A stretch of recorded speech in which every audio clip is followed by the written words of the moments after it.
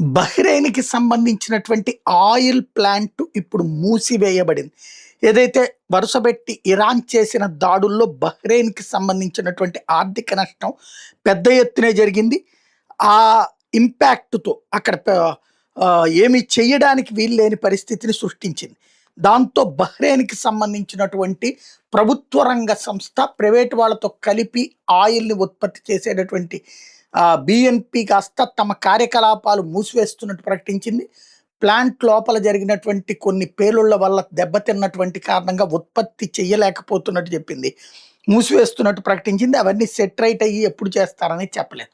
దాంతో ఇప్పుడు ఆయిల్ ఉత్పత్తిలో బహ్రెయిన్ ఒకటి ఆగినట్టు. మనం ప్రత్యక్షంగా బహ్రెయిన్ నుంచి ఏం ఆయిల్ తీసుకోం. కానీ ప్రపంచ దేశాలు ఇప్పుడు బహ్రెయిన్ నుంచి ఆయిల్ తీసుకునే దేశాలు అక్కడ నుంచి దొరకనప్పుడు ఏం చేస్తాయి? ఆల్టర్‌నేటివ్ తీసుకుంటాయి. ఆయిల్ ఉత్పత్తి తగ్గి డిమాండ్ పెరిగితే వచ్చే ప్రాబ్లమ్ ప్రపంచమంతా ఫేస్ చేయబోతోంది.